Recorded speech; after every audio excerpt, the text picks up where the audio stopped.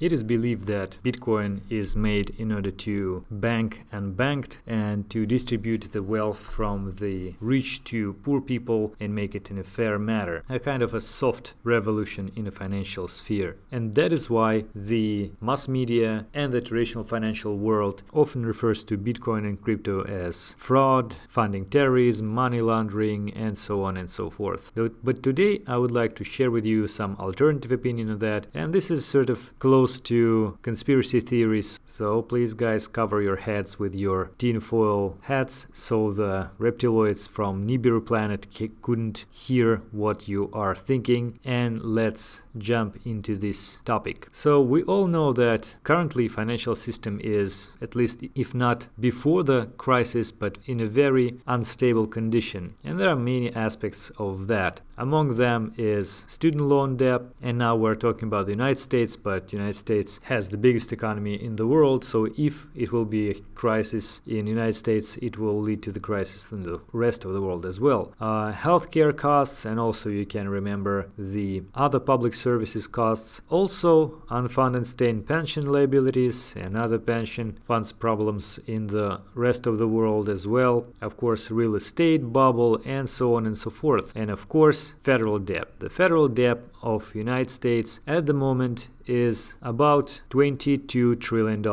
This is huge amount, and even it's nearly at the edge when it is really hard to maintain that corresponding payouts for this debt, not even saying about covering it as a whole. So all that smells like a big threat to the global financial situation, and it's not only the United States, of course, also Japan, a lot of the European countries, so basically well-developed countries. But this situation is pretty normal in the world which we are living in right now, because it's capitalism, and we have those cycles of bubbles are growing and then they burst because we need to expand our financial ecosystem and so on. And Austrian business cycle theory covers this aspect. Basically they are saying that the whole problem, if you sum it up in the single sentence, the whole problem is that you raise the bank credit and eventually there is no product which could cover this growth, so this bubble has to pop because at some point it couldn't be just paid out. And in terms of the national governments, it usually leads to inflation, and often in order to procrastinate, to keep the bankruptcy delayed, they'd have to issue more and more their national currency, so the money supply grows. But this is just a temporal solution for the economy, and usually it leads to even bigger problems eventually. So one of the solutions is to make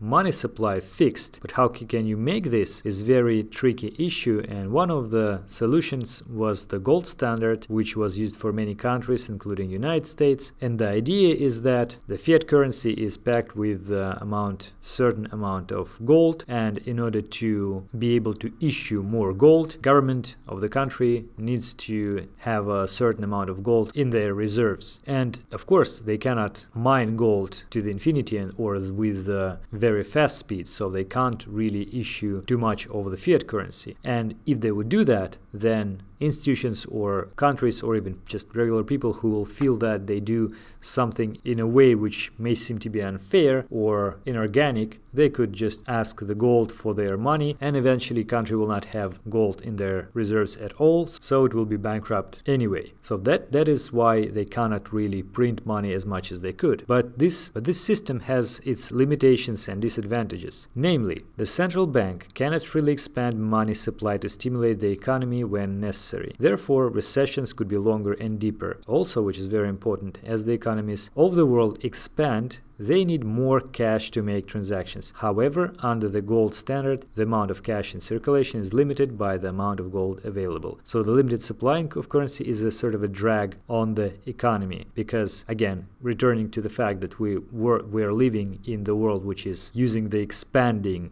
economic system, capitalism, we need our economy to grow, so the growth of the economy usually, at least the potential of this growth, is higher than the available supply of gold. So now, returning back to Bitcoin, what we basically have, we've told that Bitcoin is much better than gold, so it has all the parameters which are of gold which are better: durability, supply, divisibility, fungibility, and others. So it seems like we can return to the gold standard by just using Bitcoin, and it may be true. However, it doesn't cancel all those disadvantages for the growth of economies in the countries which we just covered. That is why thinking that Bitcoin is a solution for the current financial system, which is in a crisis, is a delusional way of thinking. And many people refer to the article from The Economist, which is not actually clear whether it's real or fake. Anyway, 30 years ago that it was written that Americans, Japanese, Europeans, and people in many other rich countries and some relatively poor ones will probably be paying for their shopping with the same currency. So they are alluding to Bitcoin. Prices will be quoted not in dollars, yen, or D-marks, but in, let's say, in Phoenix. The Phoenix will be favored by companies and shopping because it will be more convenient than today's national currencies, which by then will seem a quant cause of much disruption to economic life in the last 20th century. And then they refer to many aspects of money, their properties of money, which very similar to what we're looking at now when we're talking about Bitcoin. But from the gold standard point of view, it doesn't cancel the fact that the implementation of this principle will solve any kind of problem of the current economy. Moreover, what it can do is that it can ruin up a lot of the countries from the developing world, because at some point gold standard is good for those who has a lot of gold. Because you see, just imagine a country has a gold standard. Now the only one way in order to make its economy grow is to constantly increase the amount of gold in their reserves. How to do that? They can not mine it forever or very extensively, so they would have to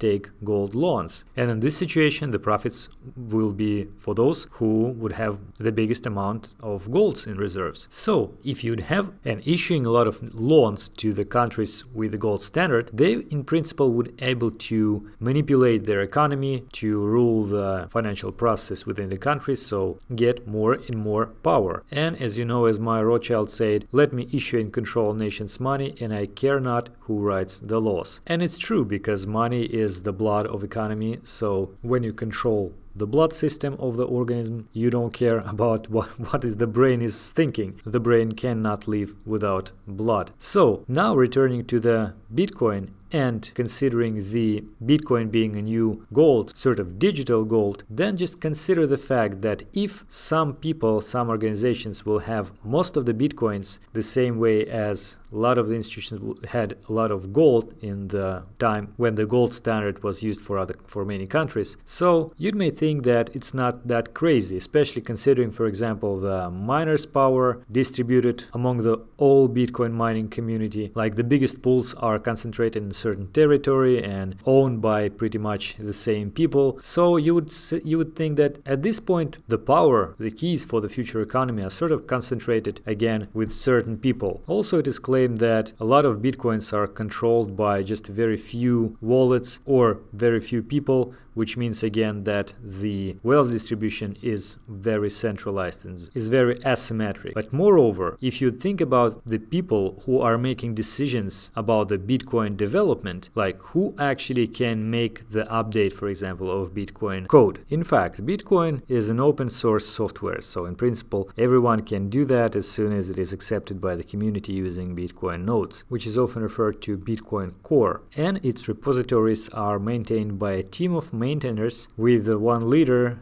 It's a certain different for a different time, and basically the main updates of the code is made by a very few people who actually understand the whole Bitcoin ecosystem, Bitcoin and its whole complexity. And moreover, this Bitcoin Core is funded by MIT Digital Currency Initiative, at least partially, which means that again, people who are developing these things, they need to be paid, right? So if somebody pay them, then you may consider a conflict of interests existing there at some point. Now, currently the leader of the developers is Vladimir J. van der Laan. So this guy made like the biggest contribution, yada yada yada. He took over from Gavin Anderson on April 8th, 2014. And Gavin Anderson is the software developer, also considered to be the biggest contributor for the Bitcoin Core system. And now it has actually a lot of other activity which is related to Bitcoin and cryptocurrencies. He also founded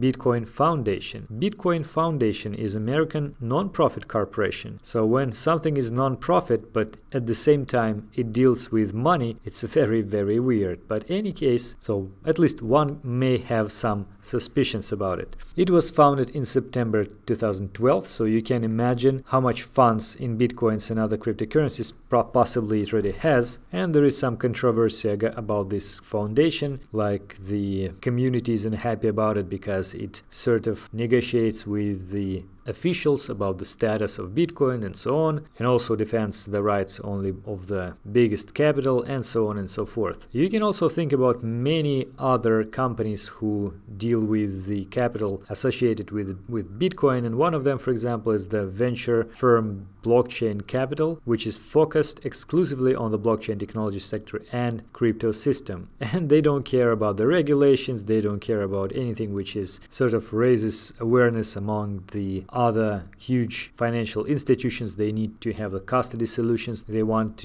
SEC to accept Bitcoin ETFs. They want to make it regulatory acceptable and so on and so forth. They just invest in crypto and they're happy about it. Also, if you look at the team of the Blockchain Capital, you can find many people whom you probably know, like Bart and Bradford Stevens, Spencer Bogart, well, Jimmy Song, all of you probably know him, and many more other interesting people, especially if you look at the advisory board. Mike Novogratz here, Alison Davis is from Royal Bank of Scotland, Mary Cranston is director at Visa, Gavin Wood is from Ethereum, Fed Reserve Bank, Charlie Lee here, Vinnie Lingham and Bobby Lee, and so on and so forth. Union Bank, you can see, Royal Bank of Scotland again, BitGo, etc, etc. If you'll make those connections between those people, you can see that that's a very tiny group of people who are controlling the most of the either capital or mining or the intellectual resources or other ways of maintaining this new branch of technology and financial system, despite all the rhetorical arguing about its decentralization. Moreover, some people who are really into the conspiracy theories find even more weird things, like they say that Bitcoin was created by NSA. In fact, if you would think that the world's richest people, organizations would like to sort of switch to the new rails for their financial system, and they would like to basically, since they have a lot of the debt, they would like to erase this debt, and since this debt is in fiat, they may want to have a new financial instrument in which they will start to operate. And in that case, since the biggest capital is now currently in the US, and since the biggest capital right now is in the United States of America, it wouldn't be a surprise that some powerful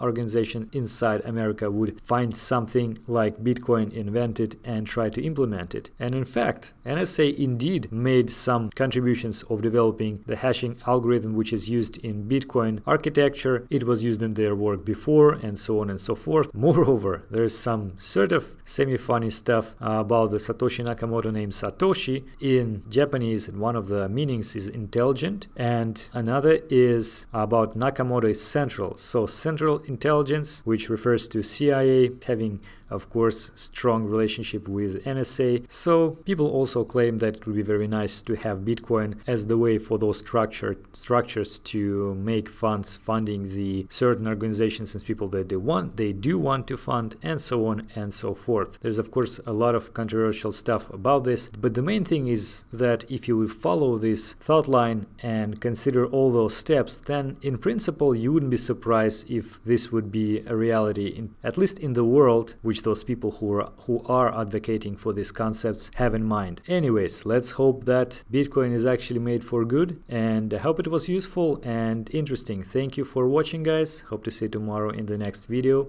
Goodbye.